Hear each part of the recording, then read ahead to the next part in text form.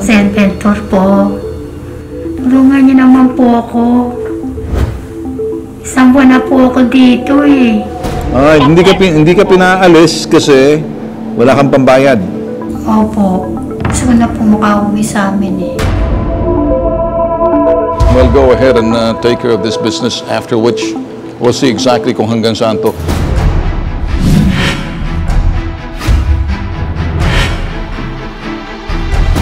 Magkano na yan? Ito po as nasa 164,000. Hindi ba talaga kaya promissory note na lang? Kahit na makahanap kami ng maibibigay sa inyo. Running yung bill. Hindi ba talaga pwedeng i-discharge muna, ma'am? Yung sinasabing offer for promissory note, tinanggap pa nila, ayaw nila. They-receive lang po, pero ang ini-insist po nila, they are private. I don't give a about their private. They're still covered by the law. You cannot detain the patient. Paano pag nagmatigas pa rin ang ospital, sasabihin, walang pau-pau sa amin? Ay, di man po ang abutin nila. Mahigit 5 araw mong dinidetain.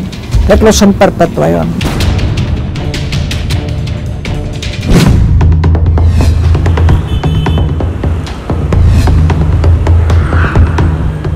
Anong hospital to? Metropolitan. Is this a public hospital, Manila? Private. Oh, private hospital. Anong gustong gawin ng hospital sa inyo? Inihingan po kami, sir, ng collateral po. Alam mo bang ibig sabihin ng collateral? Meron ba kayong pangpagsanla? Andun ba yung nanay mo? Andun pa rin po, sir. Naka-confine ka? Nakakulong? Nakakulong po.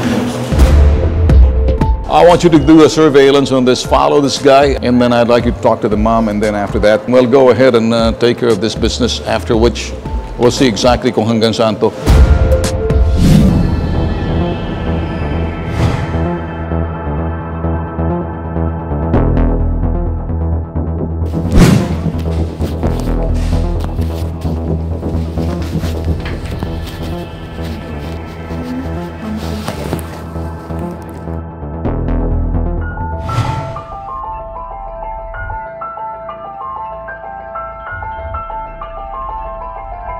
Padala ako ng tao niyan para makita kung anong sitwasyon mo. Senator po. Tulungan niyo naman po ako. Isang buwan na po ako dito eh. Ay, hindi ka pinaalis kasi wala kang pambayad. Opo. Ay, sige. Gagawa kami ng hakbang, ha? Gusto ko na po makauwi sa amin eh.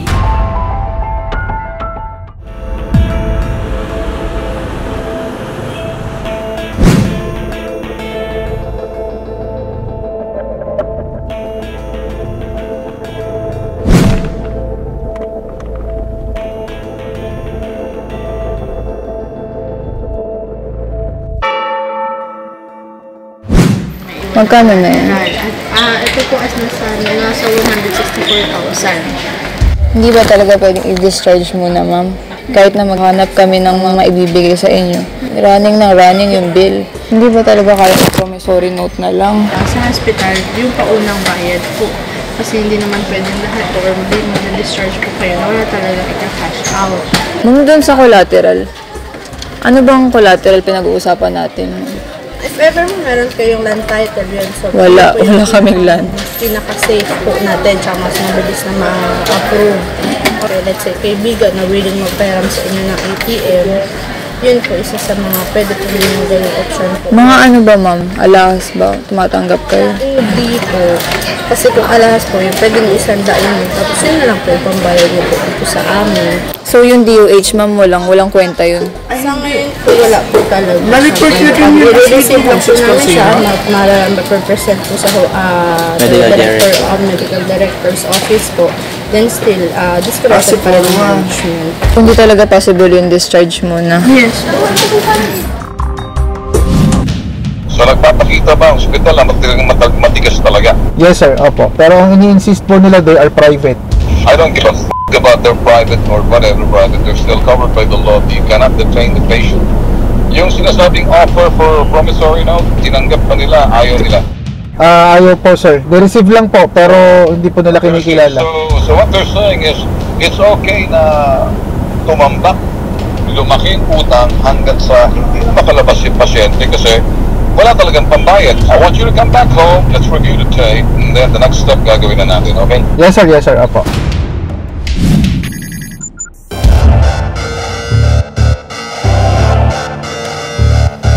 Kayo ho bilang Chief Public Attorney ng PAW, so anong hakbang na gagawin nyo? Idedepensa ho ngayon ang pobreng pasyente na kasalukuyan nakadetene or nakakonfine, hindi makakalabas hanggat walang collateral.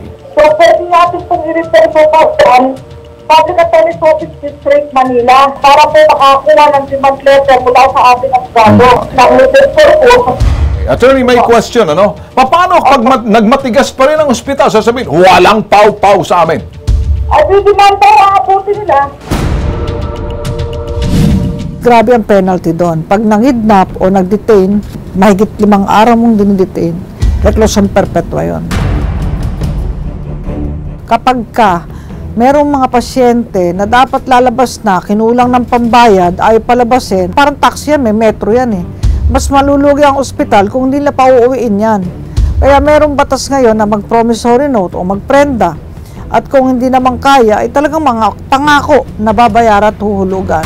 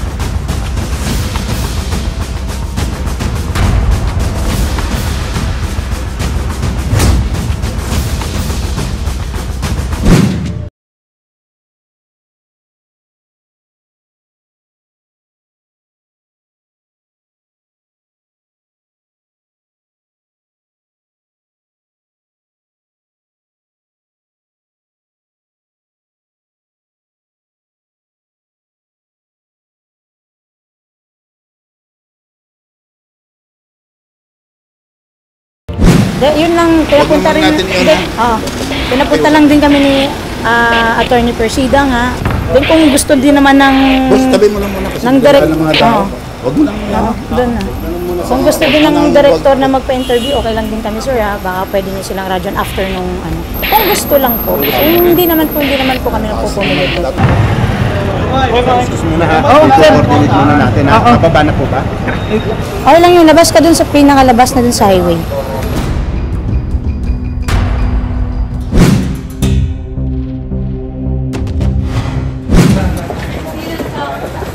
I'll make it very simple ha. I hope you do understand. I've been looking for him for quite some time. Hindi po siya talaga nagpupunta. Now, the last time that he went here, I think it was 2 weeks ago or even more, pinapaalam ko po kasi kung magkano yung PhilHealth. So ngayon, hindi siya nagpakita. Yun yung problema ko. Ngayon lalabas siya, pupunta siya. Ngayon siya ulit nagpakita. Sorry po kasi po, nakasikaso pa rin po yung scholar ko kasi wala lang po talaga nagpapaaral sa akin. So ito po, wala pa pong PhilHealth to. Kaya nga, inaantay ko talaga eh. Tingnan niyo po, nagtatagal po kasi siya sa kwarto. Yeah, concern po namin. Actually ma'am, ang hirap po kasi dito, nag-reach out kami sa kanila, walang pumupunta. Ang nasa punta niya, yun pang instruction namin. Paano kayo nag-reach out? Ang punitahan na namin sa bahay. Aware ka ba nang hinahanap ko? Ma'am, Opo, kasi pumapasok po ako. pero ikaw talaga ang nag-aasikaso. Opo, wala po kasi po, nakakarinig po ako ng hindi maganda sa pag... syempre, ako po, bilang anak din po ng nanay po, ako na lang po siguro yung pagka. Meron tayong testimony niya, meron yung testimony niya, which is marka kontra po. So, hindi naman namin mabe-verify kung ano talaga yung nangyari. So, moving forward na siguro tayo para din hindi na rin tumagal. Pero how much po ang kailangan niya i-send? I'm giving him at least 50% kung kaya niya. Pero to be candid, I don't think he could pay 50%. Ma'am, is it possible na kung ngayon natin i-process? Hindi po eh. If you want, tomorrow morning.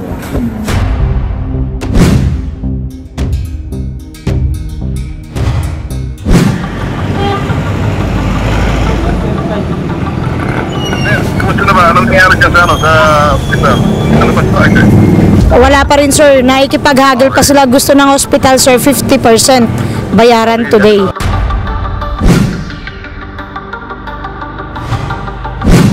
Ganito po, nakompitan na po kayo. So, ang remaining po is 151. So, ang tanong ko po is how much po ang kaya po isettle sa ngayon? Ang cash on hand lang talaga niya to be frank about it ay 1K lang. Okay. Plus, meron kang yung scholarship mo, meron kang 10,000 per quarter. Per quarter.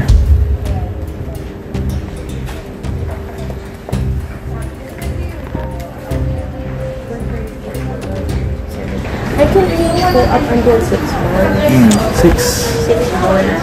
However, ang lalabas po is 23,000 po. The reason why we're here, and of course, we want to be diplomatic. Ang goal natin ay makalabas ngayon. Ngayon, cooperative na sila. Kasi bibigyan na tayo ng ating request, which is released today. Tama.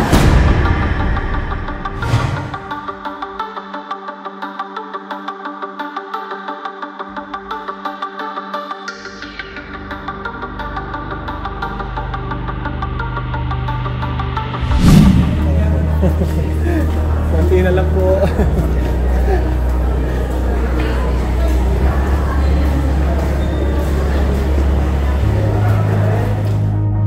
Dito.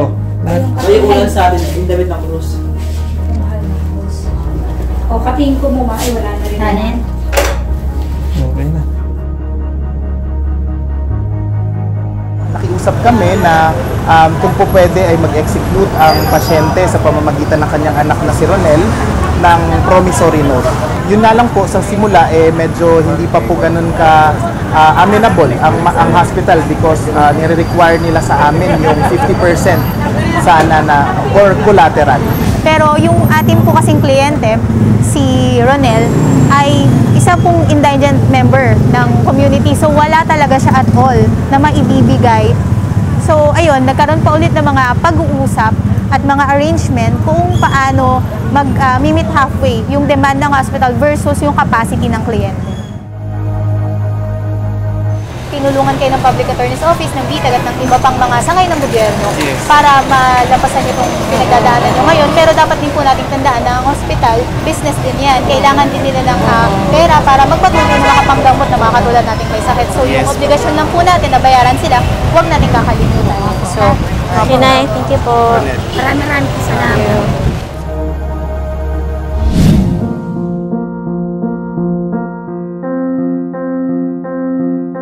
Sobrang saya ko po ngayong araw na ito na nakalabas na si Mama. Wala na akong problema. Isipin ko na lang po yung paano, pakonti-konti mabayaran yung hospital. Sobrang alaga po sa akin ng mama ko kasi simula ng bata, siya po talaga yung naging sandalan ko sa mga problema. Nakalabas siya, makakapiling na namin siya dito sa loob ng bahay namin, hindi dun sa hospital po. Sobrang saya po.